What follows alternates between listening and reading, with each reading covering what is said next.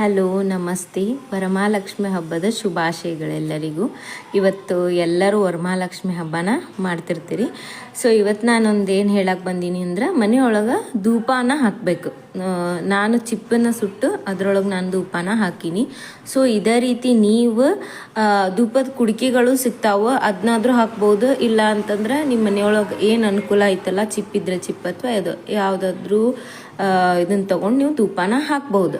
ಧೂಪನ ಮನೆಯೊಳಗೆ ಹಾಕೋದು ಭಾಳ ಇಂಪಾರ್ಟೆಂಟ್ ಐತಿ. ವಾರದಾಗ ಒಂದು ಸತಿ ಆದರೂ ನೀವು ಧೂಪವನ್ನು ಹಾಕಬೇಕು. ಶುಕ್ರವಾರಕ್ಕೊಂದು ಸತಿ ಆದರೂ ಅಥವಾ ಯಾವಾಗಾದ್ರೂ ನಿಮ್ಮ ಮನೆ ದೇವ್ರ ವಾರಗಳಿದ್ರೆ ಅವತ್ತು ನೀವು ಧೂಪವನ್ನು ಹಾಕಬೇಕು. ಧೂಪ ಹಾಕೋದ್ರಿಂದ ನಿಮ್ಮ ಮನೆಯೊಳಗಿರೋ ಎಲ್ಲ ನೆಗೆಟಿವ್ ಎನರ್ಜಿನೂ ಹೊಕ್ಕೈತಿ. ಧೂಪನ ಬರೀ ಹಾಕೋದಷ್ಟೇ ಅಲ್ಲದೆ ದೇವ್ರಿಗಷ್ಟೇ ಅದನ್ನು ದೇವ್ರ ಮನೆಯೊಳಗಷ್ಟೇ ಬೆಳಗೋದಲ್ಲದೆ ಅದನ್ನು ಇಡೀ ಮನೆಗೆಲ್ಲ ಅದು ಹೊಗೆ ಇಡೀ ಮನೆಯ ಮೂಲೆಗೂ ಹೋಗ್ಬೇಕು. ಆ ರೀತಿ ನೀವು ಧೂಪವನ್ನು ಹಾಕಬೇಕು. ಈ ರೀತಿ ಹಾಕಬೇಕು.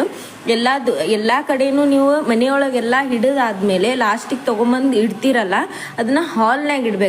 ಆಮೇಲೆ ನೀವು ನಿಮ್ಮ ಮುಖ್ಯ ದ್ವಾರ ಮನೇದು ಏನಿರ್ತೈತಲ್ಲ ಅಲ್ಲಿ ನಿಮಗೆ ಹೆಂಗೆ ದೃಷ್ಟಿ ತಕ್ಕೋತೀರಿ, ಮಕ್ಳಿಗೆ ಹೆಂಗೆ ದೃಷ್ಟಿ ತೆಗಿತೀರಲ್ಲ ಆ ರೀತಿ ನಿಮ್ಮ ಮುಖ್ಯ ದ್ವಾರನ 3 ಸತಿ ನಿವಾಳಿಸಿ ಅದನ್ನ ಅದ್ರೊಳಗೆ ಹಾಕ್ಬೇಕು. ಮತ್ತು ಧೂಪದೊಳಗೆ ನೀವು ಲವಂಗ ಮತ್ತು ಚಕ್ಕೆಯನ್ನು ಹಾಕಬೇಕು. ಇದರಿಂದ ನಿಮ್ಗೆ ಒಂದು ಪಾಸಿಟಿವ್ ಎನರ್ಜಿ ಬರ್ತೈತಿ. ನೀವು ವಾರ ಈ ರೀತಿ ಮಾಡೋದ್ರಿಂದ ಸಣ್ಣ ಪುಟ್ಟದಾಗಿ ನಿಮ್ಗೇನು ನೆಗೆಟಿವ್ ಎನರ್ಜಿ ಇಂಪ್ಯಾಕ್ಟ್ ಆಗಿರ್ತೇವಲ್ಲ, ಮನೆಗಾಗಿರ್ಬೋದು ಅಥವಾ ನಿಮಗಾಗಿರ್ಬೋದು, ಮತ್ತು ಮನೆಯೊಳಗೆ ಜಗಳಗಳ ಶಾಂತಿ ಇರ್ತೈತಲ್ಲ, ಅದೆಲ್ಲ ಏನಾಗ್ತೈತಿ, ಕಡಿಮೆ ಆಗ್ತೈತಿ. ಆರೋಗ್ಯ ಸಮಸ್ಯೆ ಇಂಥದ್ದೆಲ್ಲ ಏನಾಗ್ತೈತಿ ಅಂದ್ರೆ ಕಡಿಮೆ ಆಕೈತಿ.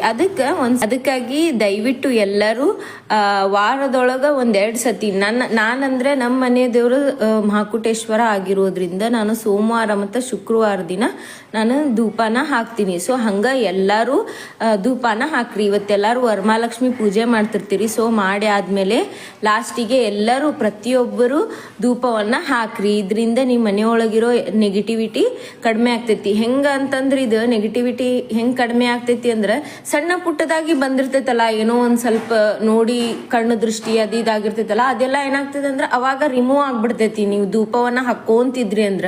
ಇಲ್ಲ ಅಂದ್ರೆ ಅದ ನಿಮ್ಗೆ ಇಂಪ್ಯಾಕ್ಟ್ ಮಾಡಕ್ ಚಲೋ ಆಕೈತಿ. ಅವಾಗ ಮನೆಯೊಳಗೆ ಜಗಳ ಆಗೋದು, ಆರೋಗ್ಯದ ಸಮಸ್ಯೆ ಆಗೋದು, ಮಕ್ಳು ಕಿರಿಕಿರಿ ಮಾಡುವಂಥದ್ದು, ಈ ರೀತಿ ಎಲ್ಲ ನಿಮ್ಗೆ ಆಗಾಕ್ ಚಲೋ. ಆಮೇಲೆ ನಿಮಗ ಕಿರಿಕಿರಿ ಆಗುವಂಥದ್ದೆಲ್ಲ ಆಗಾಕ್ ಚಲೋ ಆಕೈತಿ. ಅದಕ್ಕೆ ಈ ರೀತಿ ನೀವು ಮಾಡೋದ್ರಿಂದ ಅಂದ್ರೆ ವಾರ ನೀವು ಮಾಡಿದ್ರಿ ಅಂದ್ರೆ ಸಣ್ಣದಾಗಿ ಏನ್ ನೆಗೆಟಿವಿಟಿ ಬಂದಿರ್ತೈತಿ ಅದೆಲ್ಲ ಆಟೋಮೆಟಿಕ್ ಆಗಿ ಹೋಗ್ಬಿಡ್ತೈತಿ. ಅಂದ್ರೆ ಯಾವಾಗೂ ನೀವು ಪಾಸಿಟಿವಿಟಿನ ಅಟ್ರಾಕ್ಟ್ ಮಾಡಾಕಿದ ಹೆಲ್ಪ್ ಮಾಡ್ತೈತಿ. ಸೊ ಹಂಗಾಗಿ ಎಲ್ಲರೂ ಆಲ್ಮೋಸ್ಟ್ ಧೂಪವನ್ನು ಹಾಕಾಕ ಟ್ರೈ ಮಾಡ್ರಿ. Thank you.